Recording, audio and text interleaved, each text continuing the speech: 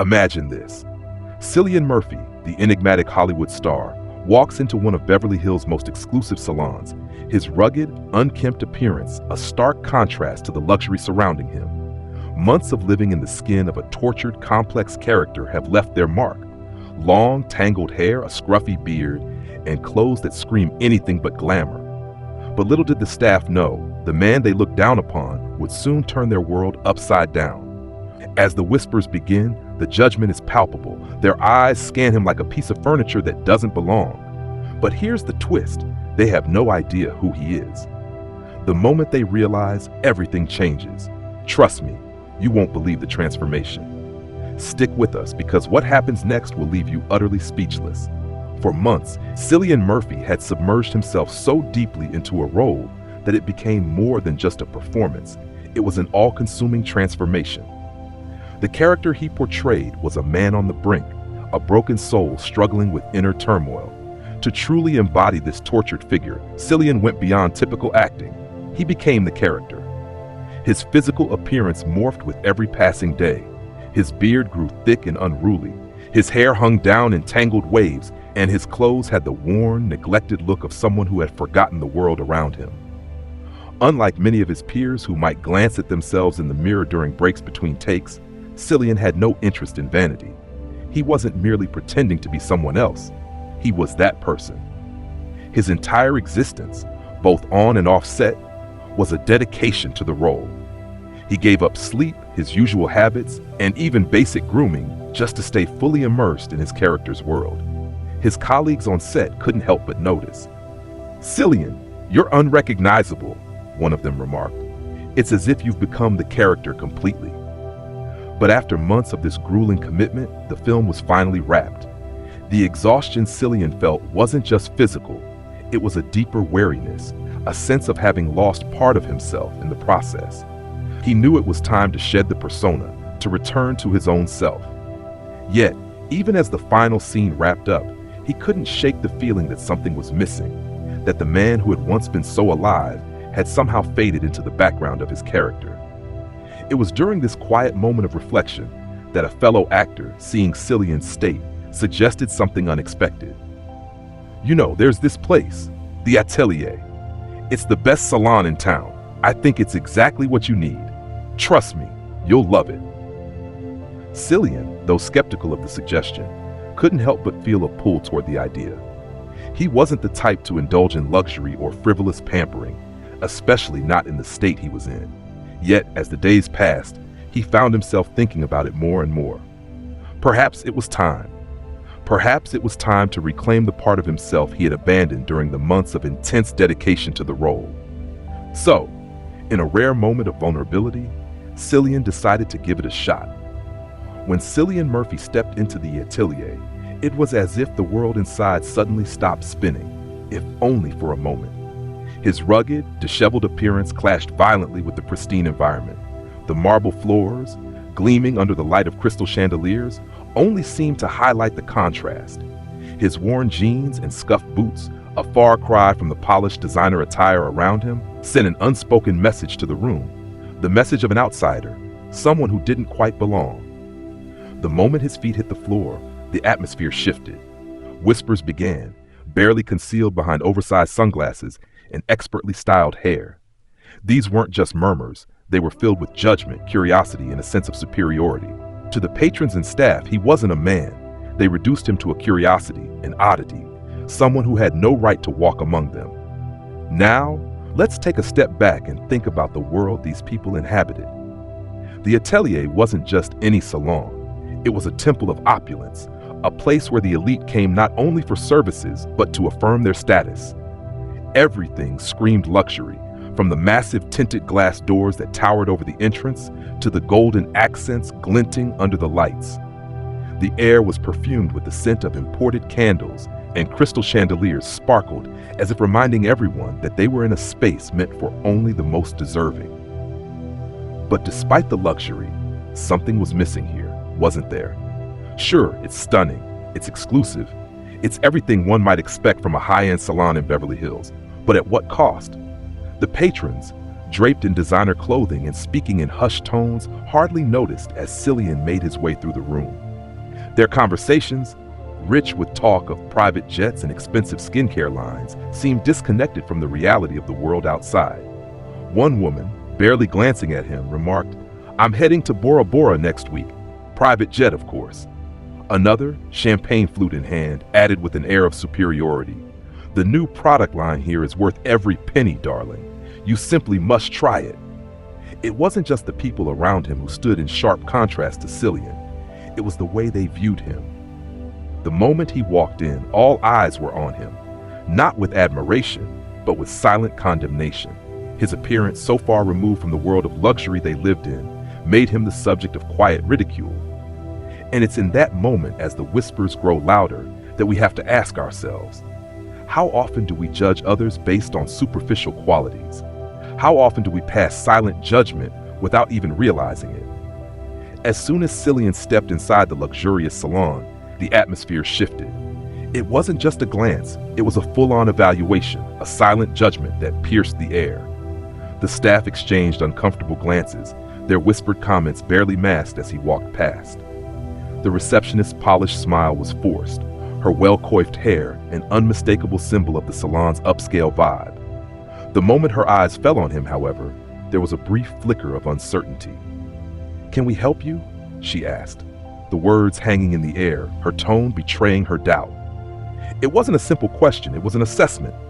In that moment, Cillian knew he had been sized up, but he remained unaffected. His calm demeanor said everything. He didn't need their validation.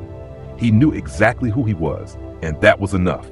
"Just a haircut and a beard treatment," he replied, his voice as steady as his gaze. A simple request, yet it felt as though he had broken some unspoken rule by stepping into this world of opulence in such a state. The receptionist hesitated, almost as if she were deciding whether to allow him to stay. Her eyes darted nervously between Cillian and the other clients, who now watched him with growing curiosity. Their gaze was like a weight pressing on his shoulders, but he bore it with the same calm that had always defined him. His request was no different than any other customer's, yet the very fact that he didn't belong in their eyes seemed to unsettle them further. "Of course," she finally said, her voice strained as she motioned for him to wait. But even as she spoke, it was clear that the judgment hadn't stopped. The whispers followed him like shadows, growing louder with every passing moment. "Who is he?" A voice murmured from across the room. "He looks like he's lost, doesn't he?" The laughter that followed wasn't overt, but it was there, soft, almost imperceptible, but thick with disdain. It wasn't the kind of laughter that comes from joy, but from mockery. It was as though Cillian was nothing more than a spectacle to be dissected, and yet there he sat, unshaken. He didn't let their judgment touch him. It was as though their opinions were simply noise that had no place in his reality.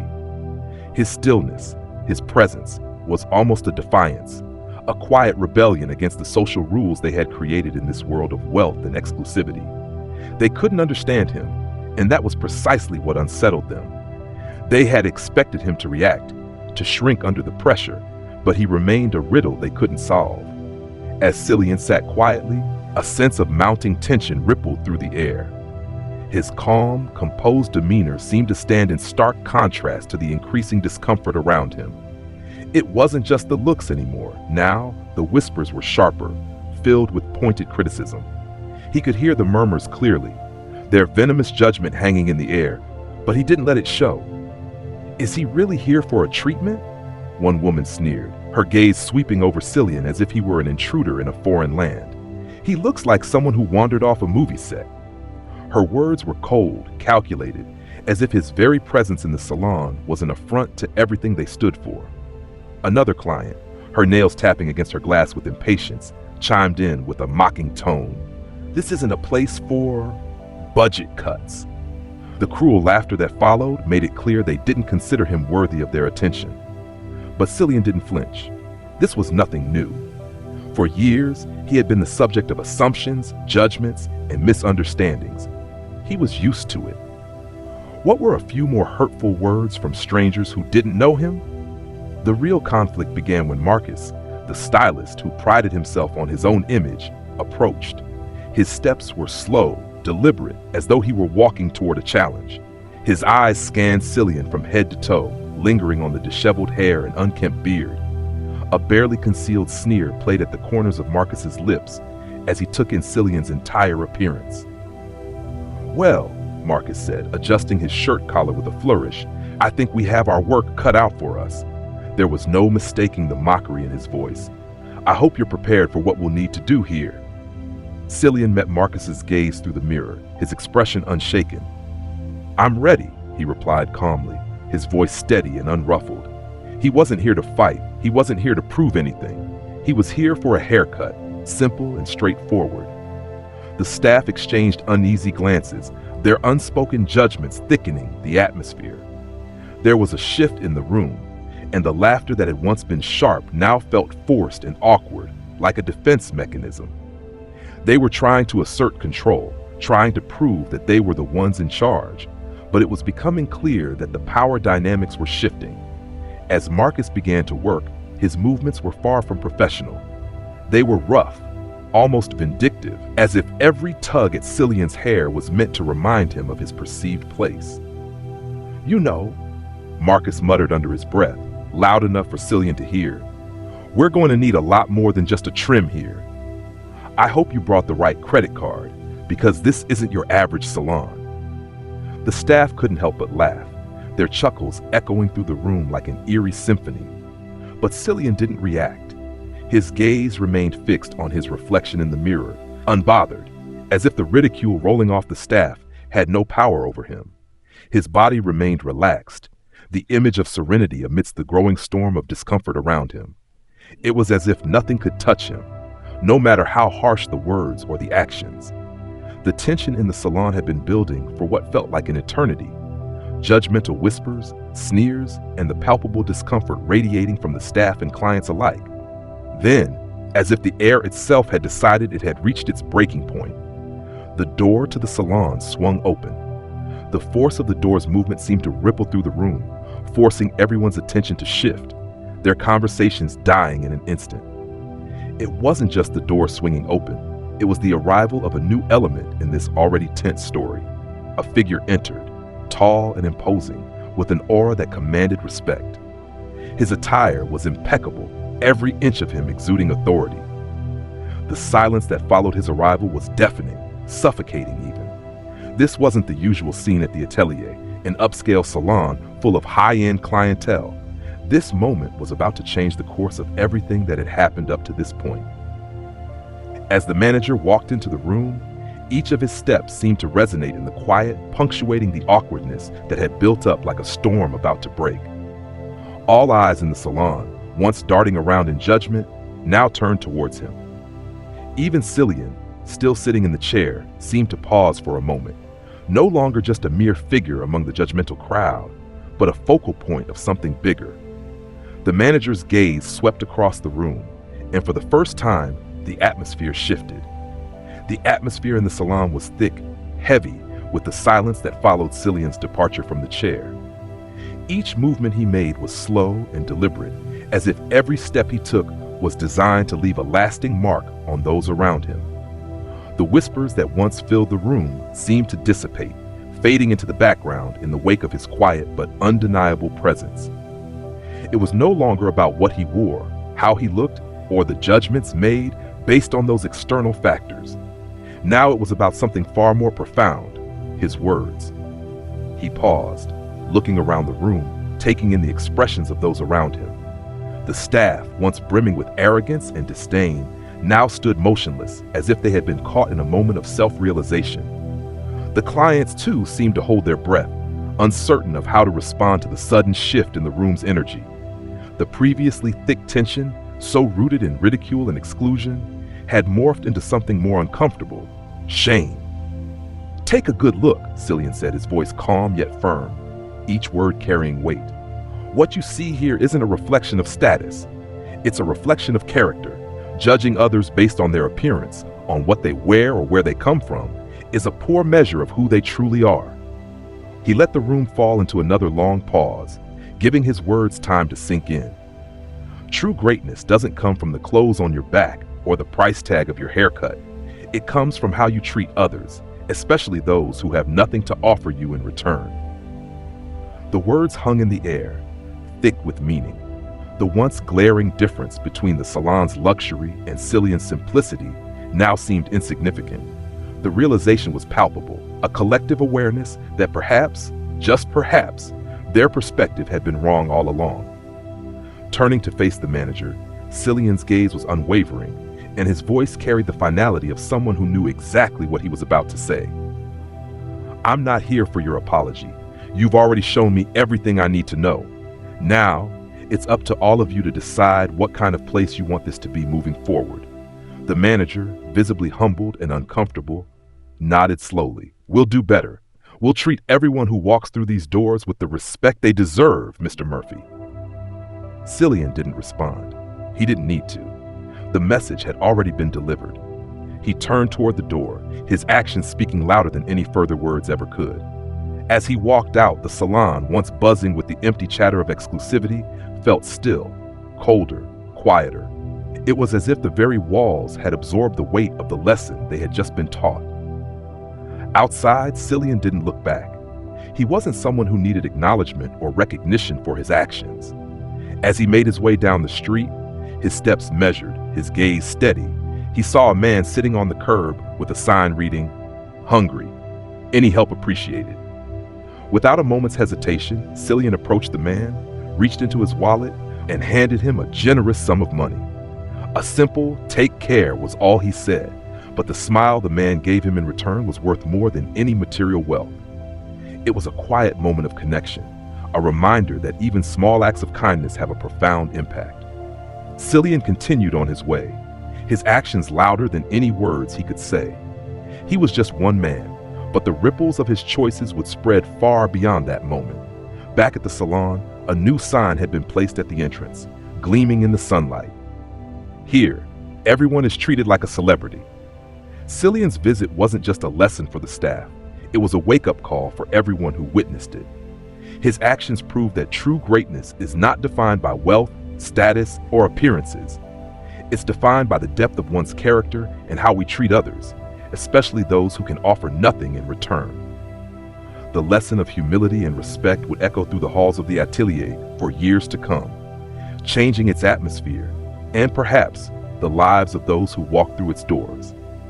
As the door to the atelier swung shut behind Cillian, the soft thud reverberated through the room, signaling more than just his departure.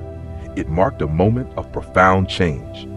The once lively, bustling atmosphere of judgment and whispers was replaced with a heavy silence, a stillness so thick it felt as though time itself had come to a halt. It wasn't just a shift in the air, it was the weight of a lesson delivered in the most unexpected of places. For a moment, the room seemed to hold its collective breath, as if absorbing the magnitude of what had just transpired. Inside the salon, the change was palpable. No one spoke, not the staff, not the clients. It was as though each person had been taken aback by the power of Cillian's message. What had started as a moment of discomfort, of judgment, had morphed into something entirely different. Everyone, whether consciously or unconsciously, recognized it. They had witnessed a disruption of the status quo. They had been confronted not with a celebrity, but with the reality of how their behavior, rooted in superficiality and elitism, had shaped their world. The whispers, the laughs, the stares, all had served to highlight a far more troubling issue: the way people judge others based on external appearances rather than their true worth. The manager, who had stood by watching the scene unfold, now found himself at the center of this moment of reckoning. His posture had shifted from one of indifference to one of deep contemplation. Slowly, he turned to face his team, and his voice, once filled with authority, was now infused with a newfound humility. "Did you hear what he said?" he asked, his words slicing through the stillness like a sharp blade. "From this moment on, we're changing everything. No more pretense, no more judging by appearances. The atelier will stand for more than just luxury. It will stand for respect." The weight of his words hung in the air. The staff, who had once laughed and mocked, now seemed to feel the full force of the lesson. Some nodded, their faces etched with regret. Others were absorbed in the realization of the gravity of their actions. There was no need for grand speeches, no need to promise change. They had already seen it in Cillian's calm, dignified demeanor. His presence had spoken louder than any words ever could. The manager, now understanding the depth of Cillian's message, turned to Marcus, his voice firm yet understanding. "Marcus," he began, "I trust you understand the gravity of this situation. This isn't about making promises. It's about taking action. Real change starts now." Marcus, visibly shaken by the realization of his own behavior, muttered an apology. I acted wrongly. I see that now. I promise I'll do better." But the manager's response was not one of reassurance. "It's not about promises, Marcus," he said, his voice resolute. "It's about showing real change through your actions, starting now." As the staff stood in silence, absorbed in the reality of the situation, the world outside continued to move forward, unaware of the transformation that had just taken place within the walls of the atelier. Cillian, leaving behind the salon and its elitist atmosphere, walked through the streets, blending in with the crowd, a figure who sought no recognition, no applause. His lesson had been taught, and now it was up to others to carry it forward. His calm, unbothered demeanor spoke volumes, reminding everyone that greatness doesn't lie in accolades or status. It lies in the quiet moments where we choose to live with empathy and integrity. As Cillian continued down the street, he spotted another soul in need. A man sat on the sidewalk, holding a sign that read, "Out of work. Any help appreciated." Without hesitation, Cillian approached him, pulling out his wallet and handing him a generous sum of money. His voice, though soft, carried a deep sense of compassion. "Stay strong," he said, offering a moment of connection, of shared humanity. The man, taken aback by the unexpected kindness, offered a smile that seemed to carry the weight of the world. It was a small act, yes, but it spoke volumes, a reminder that kindness doesn't require grand gestures. Sometimes it's in the quiet, the unseen moments that our true character is revealed. Cillian gave the man a gentle nod, acknowledging the brief but meaningful exchange, and continued on his way. His steps were slow, deliberate, but there was a quiet power in them. He wasn't seeking applause, nor was he looking for a pat on the back. He was simply living the lesson he had shared with the salon, a lesson that would resonate far beyond the confines of that space. Back inside the atelier, the once judgmental atmosphere had been replaced by a sense of introspection. A simple, gold-lettered sign now hung proudly at the entrance. "Here, everyone is treated like a celebrity." It was a small change, but one that spoke volumes. The impact of Cillian's visit would reverberate long after he had left, as the staff and clients alike processed the weight of his message. The lesson that day wasn't just about Cillian's greatness. It was about the need for a shift in perspective, a call for empathy, understanding, and above all, respect. It was a reminder that true greatness isn't found in how we present ourselves to the world, but in how we treat others. In a world that often values appearance over substance, Cillian had reminded everyone that it's the small, quiet moments of kindness and humility that make the biggest difference. As the staff absorbed the manager's words and began to reflect on their own actions, they knew they had been part of something bigger than themselves. As they moved forward, they carried with them a new understanding. Greatness is not in the superficial. It is in the quiet moments where we see beyond the surface, where we choose to treat others with respect and kindness, no matter their appearance or status. The lesson carried on, beyond the atelier, beyond that day, into every life Cillian touched, reminding everyone that true greatness lies in how we see one another, beyond the surface, beyond appearances.